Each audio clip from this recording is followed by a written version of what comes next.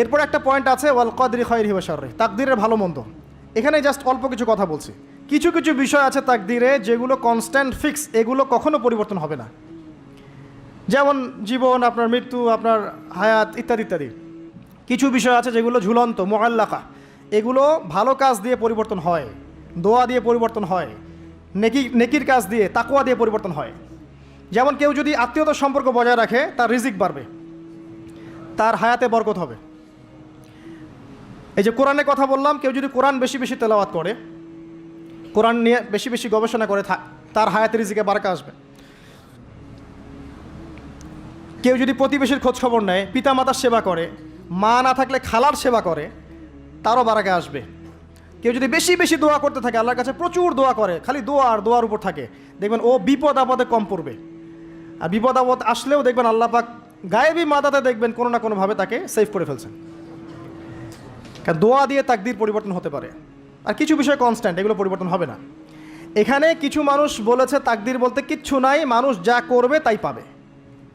তাকদীর বলতে কিচ্ছু নাই, মানুষ যা কাজ করবে সেটাই মানুষ পাবে, মানে মানুষের কর্মের স্বাধীনতাই চূড়ান্ত। তাকদীর বলতে আসলে কিছু নাই। এদেরকে বলা হয় কাদারিয়া। কি বলা হয়? কাদারিয়া। নবীজি বলেছেন এরা যদি মারা যায় জানা যায় যাবে না, এরা যদি অসুস্থ হয় দেখতেও যাবে না, এরা হচ্ছে এই উম্মতের মাজুস, অগ্নি পূজারী। এরকম মানুষ আছে তো আমাদের মধ্যে, তাকদীরে বিশ্বাস করে না, মানুষের কর্ম যা তাই হবে। এটা দলিলও আছে আবার কোরআনে, ওয়ালাইসা লিল ইনসানি ইল্লা মা সাআ, মানুষ তার চেষ্টার বাইরে কিছু পাবে না। এটা হচ্ছে গরুর লেজ ছাগলের পিছনে লাগানো, আর ছাগলের লেজ গরুর পিছনে লাগানো, বাতিল কিয়াস, ইবলিসের মতো। আর একদল আছে যারা মনে করে কর্মের স্বাধীনতা বলতে কিচ্ছু নাই, তাকদীরই সব, যা আছে ভাগ্যে তাই হবে। আমার কাজের কোনো স্বাধীনতা নাই, আল্লাহ চাইলে ভালো করতে পারবো, না চাইলে পারবো না। চুরি করছি কেন? আল্লাহ তাকদীরে লিখছিলেন তাই চুরি করছি। জেনা করলাম কেন? ঘুষ খাইলাম কেন? দুর্নীতি কেন করে? আল্লাহ লিখছেন তাকদীরে তাই, আমার তো কিছু করার নাই। ওমর রাদিয়াল্লাহু আনহুর কাছে এরকম একজন ব্যক্তি আসছিলেন, একদিন বলছিলাম আমি, এসে বলছে আমি তো চুরি করি নাই, আল্লাহ তাকদীরে লিখছেন তাই আমি চোর হয়েছি। ইবনুল খাত্তাব তিনি বললেন যে ঠিক আছে, কোনো সমস্যা নাই, যে আল্লাহ তোমার তাকদীরে লিখেছেন তুমি চুরি করবা, সে আল্লাহ আমার তাকদীরে লিখেছেন আমি তোমার হাত কেটে ফেলবো। এই আর কি। এদেরকে বলা হয় আবার জাবারিয়া। এদের নাম কি? জাবারিয়া। এদেরও দলিল আছে, আম লিল ইনসানি মা তামান্না ফালিল্লাহিল আখিরাতু ওয়াল উলা, মানুষ যা চায় তাই কি সে পাবে?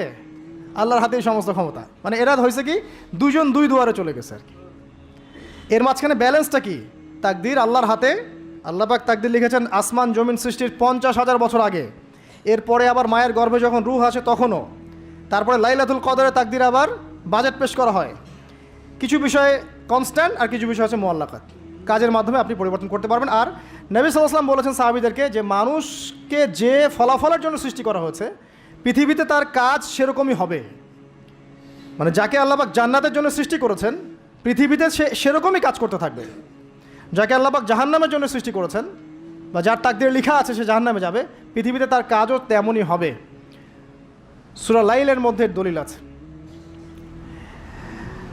এই 6টা বিষয় হচ্ছে ইমানের পিলার, মনে থাকবে ইনশাআল্লাহ। আল্লাহর প্রতি বিশ্বাস, মালায়েকা, কুতুবিহি ওয়া রুসুলিহি ওয়াল ইয়াউমিল আখির ওয়াল কদরি খায়রি ওয়া শাররি। এই 6টা পিলারকে মনে বিশ্বাস করা, মুখে স্বীকার করা আর কাজে বাস্তবায়ন করার নাম হচ্ছে ঈমান। মনে থাকবে ইনশাআল্লাহ। মনে বিশ্বাস, মুখে স্বীকার আর কাজে বাস্তবায়নের নাম কি? ঈমান। শুধু মনে বিশ্বাস করি, কাজ নাই, ঈমান আছে?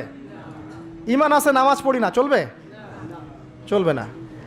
এখানে 2টা দল আছে, ভালো করে বোঝেন এই জায়গাটা। এক দল হচ্ছে মনে করে জাস্ট মুখে লা ইলাহা ইল্লাল্লাহ একবার বললেই জান্নাত। কথা বুঝতে পারছেন? এদেরকে বলা হয় মুরজিয়া। কি বলা হয়? মুরজিয়া, মানে শৈথিল্যবাদী।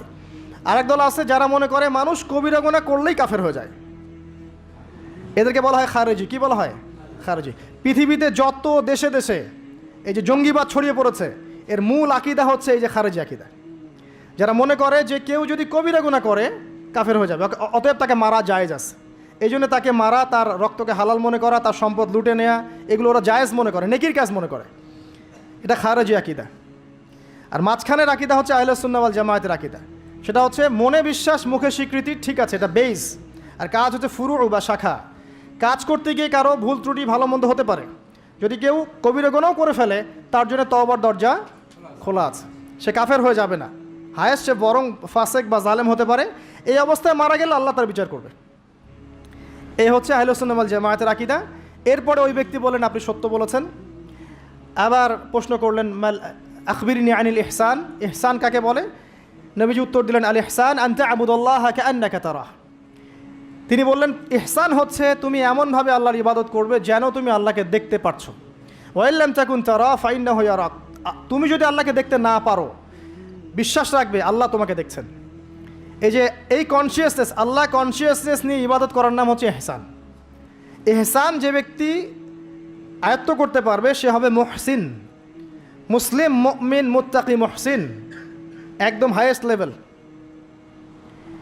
তাহলে এই হচ্ছে ইহসান। ইহসান যার মধ্যে থাকবে সে কিন্তু পাপ করতে পারে না খুব একটা। খেয়াল করে দেখেন, আন তা'বুদাল্লাহ কাআন্নাকা তারা, তুমি এমনভাবে আল্লাহর ইবাদত করবে যেন তুমি স্বয়ং আল্লাহকে দেখতে পারছো। আল্লাহকে যদি কেউ দেখতে পারতো সে কি কখনো আল্লাহর বিরুদ্ধে যেতে পারতো? এই বিষয়টাই হচ্ছে ইহসান। আর আল্লাহকে কেউ এই দুনিয়ায় খালি চোখে দেখতে পারবে না। এই জন্য আল্লাহ রাসূল বলেছেন যে ওয়া ইল্লাম তাকুন তারা, তুমি যদি তাকে দেখতে না পারো ফাইন্নাহু ইয়ারাক, তিনি তোমাকে অবশ্যই দেখছেন। আল্লাহকে হাজির নাজির জেনে ইবাদত করতে হবে। আল্লাহ পাক তৌফিক দান করুন, আমিন।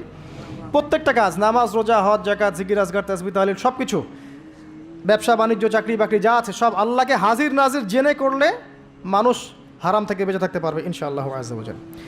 চতুর্থ প্রশ্ন করেছেন এই ব্যক্তি, আখবিরনি আনিস সাআহ, আমাকে কিয়ামত সম্পর্কে বলুন। নবীজি বলছেন মাল মাসউলু আনহা বিআ'লামা মিনাস সাইল, এই ব্যাপারে প্রশ্নকারী আর যে উত্তরদাতা এর বেশি কেউ কিছু জানে না। যাকে জিজ্ঞেস করা হচ্ছে আর যে জিজ্ঞাসা করছে তাদের জ্ঞান সমান। আমি আসলে জানি না কবে কিয়ামত হবে। কেউ জানে কবে কিয়ামত হবে?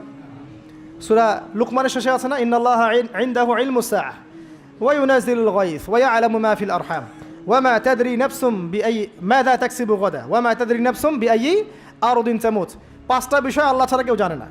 কিয়ামত কবে হবে, বৃষ্টি কখন কোথায় বর্ষিত হবে, আগামীকাল কোন নফস কি অর্জন করবে কি হারাবে, কার মৃত্যু কোথায় হবে, এগুলো আল্লাহ ছাড়া কেউ জানে না। তো এই জন্য তিনি বলেছেন মাল মাসউলু আনহা বিআ'লামা মিনাস সাইল, এই বিষয়ে জিজ্ঞাসিত ব্যক্তি প্রশ্নকারীর চেয়ে বেশি জানে না। তিনি থেমে যান নাই প্রশ্নকারী, তিনি বলছেন আখবিরনি আন আমারাতিহা, আচ্ছা আপনার তো জানা নাই এক্স্যাক্টলি কবে কিয়ামত হবে, তাহলে আপনি বলেন এর কিছু আলামত বলেন, সাইন্স বলেন। নবীজি বললেন দুইটা মাত্র। একটা হচ্ছে আন তালিদাল আমাতু রাব্বাতুহা, যখন দেখবে দাসী তার মনিবকে জন্ম দিচ্ছে।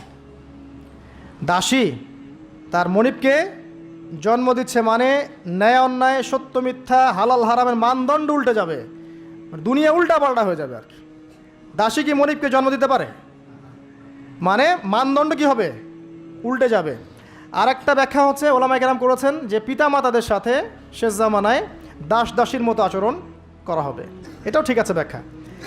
একটা আধুনিক ব্যাখ্যা হচ্ছে যে সত্যিকার অর্থেই দাসী মনিবকে জন্ম দিবে। কিভাবে?